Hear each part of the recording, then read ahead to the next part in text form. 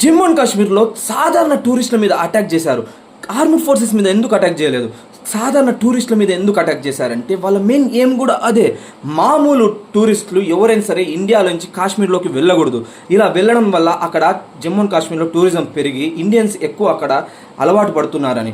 అది కాక దగ్గరలో అమర్నాథ్ యాత్ర కూడా ఉంది. ఈ ఆర్టికల్ 317 తీసేసినప్పటి నుంచి ఎవరైనా సరే ఇండియన్స్ జమ్మూ అండ్ కాశ్మీర్లో ల్యాండ్ కొనొచ్చు, అక్కడ సెటిల్ కావచ్చు. దీనివల్ల 35,000 మంది వరకు దగ్గర అక్కడ హిందువుల జనాభా పెరిగిందంట.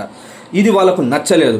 ప్లస్ అక్కడ ముస్లింలు పాపులేషన్ తక్కువ అయిపోతే, ఎందుకంటే జమ్మూ అండ్ కాశ్మీర్ ముస్లిమ్స్ చాలా మటుకు పాకిస్తాన్ సపోర్టర్స్ ఉంటారు కాబట్టి అక్కడ జనాభా తగ్గిపోయి హిందువులు కూడా అక్కడ ఎక్కువ అయిపోతే మనం అక్కడ ఏం జరుగుతున్నాయని తెలుసుకోవడానికి వీలుగా ఉంటుంది. ప్లస్ టూరిజం పెరిగిపోవడం వల్ల మనము ఇండియాలోకి జమ్మూ అండ్ కాశ్మీర్ చేర్చుకోవడానికి వీలుగా ఎక్కువ ఉంటుందని వాళ్ళు ఆ ప్లాన్ ప్రకారం టూరిస్టులు రాకుండా ఉండడానికి భయపెట్టడానికి ఈ అటాక్ చేశారు.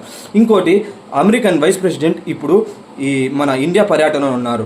దీనివల్ల ఈ టైంలో అటాక్ చేస్తే ఆ అటాక్ వల్ల ఇది ఇంటర్నేషనల్ మీడియాలో ఎక్కువ చర్చనీయాంశంగా మారుతుంది. కానీ ఇంటర్నేషనల్ మీడియా ఇప్పటికి కూడా ఒక గన్మెన్స్ అని చెప్తున్నారు కానీ టెర్రరిస్టులు ఇండియా మీద అటాక్ చేశారని చెప్పడం లేదు.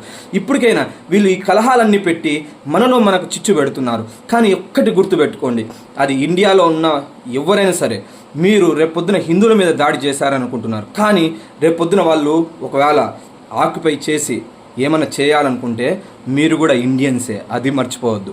మన భారతదేశాన్ని కాపాడుకుందాం.